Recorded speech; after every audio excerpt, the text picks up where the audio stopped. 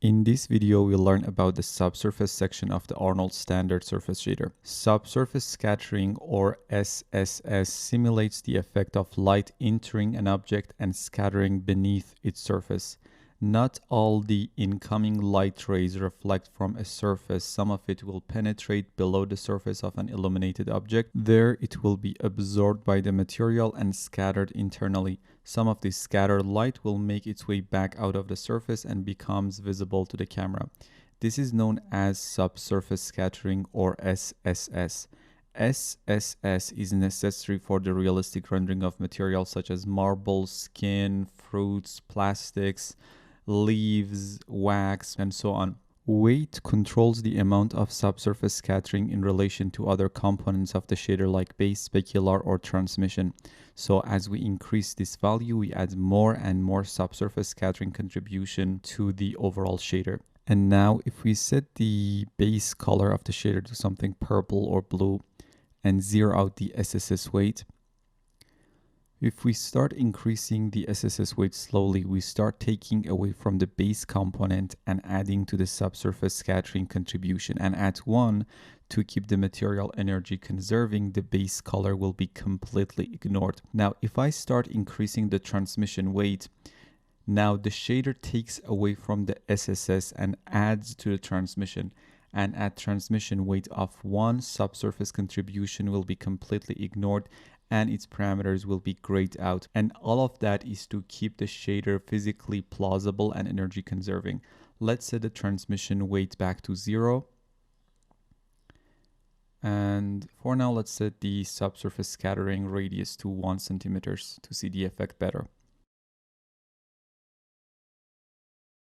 Subsurface color determines the subsurface scattering effect, or the color of the light rays when they are being scattered beneath the surface.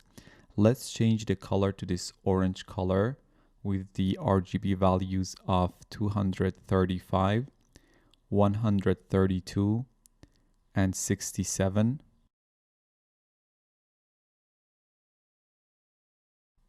Okay, looks nice. You start to feel the object becomes more real, more touchable the moment you add subsurface scattering and let the light scatter beneath its surface.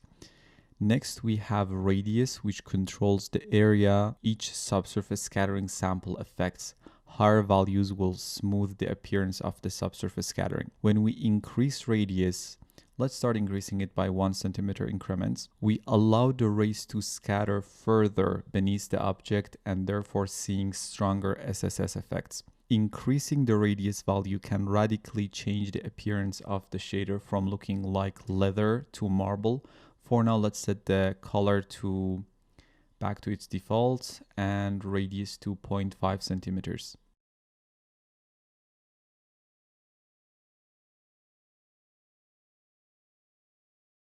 You can have different radius values for R, G, and B channels. To do that, we need to disable this uniform radius checkbox.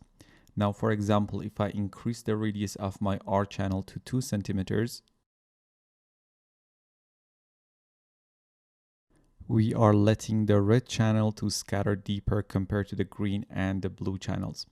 If you expand the color parameter, you will find a few useful presets for a few objects like apple, marble,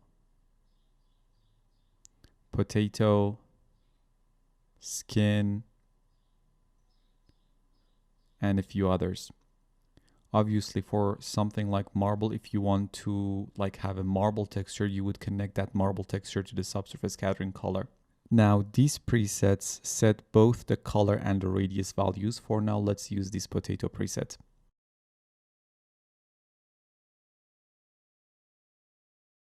Next, we have scale, which scales the amount of subsurface scattering. Basically, it multiplies the SSS radius color. So by default, it's set to 1. So whatever values defined in the radius fields will be used. But if I want to multiply them by 5 at once to get a much smoother effect and let the light rays penetrate further beneath the surface, I can increase the scale value. Let's set it to 5.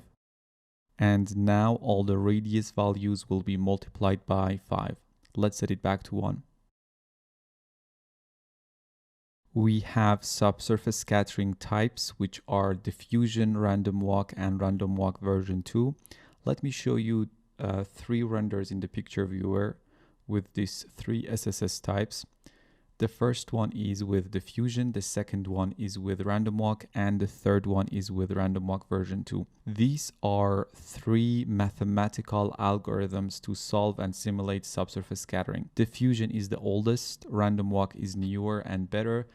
Random walk version 2 is the newer version of random walk, and it is more accurate compared to random walk but slower and harder to clean. The fusion method is just outdated. By default it's set to random walk. Random walk version 2 compared to random walk scatters more accurately and deeply through highly transparent optically thin objects, which produces SSS with more saturated colors around fine surface detail and heavily backlit regions of an object. But as I mentioned, it is a bit harder to get it clean and noise free. I normally use random walk version 2 as it is the most accurate method.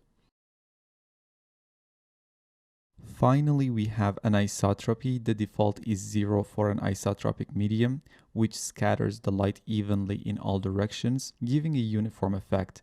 Positive values bias the scattering effect forward in the direction of the light,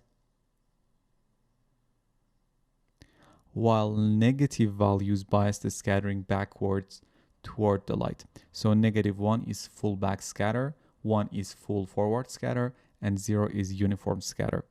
For now, let's set it to 0. Check out the SSS samples lesson in the sampling and ray depth section of the course to learn about cleaning up subsurface scattering noise. In the previous lesson, I talked about transmission scattering. I have these few jade shaders in the scene that was created using transmission scattering. Let's apply this red jade one to our dragon. And also turn off this front light fill and turn on the front light fill for jade shader, which is a bit brighter compared to the previous light. Now, if I open up this jade shader, you see we are using transmission color, depth, scatter color, and scatter anisotropy in combination with subsurface scattering to get this advanced subsurface scattering shader, which is almost impossible to get in any other render engine. Just play with these parameters and come up with some cool shaders. So that's about the subsurface section of the standard surface shader. See you in the next one.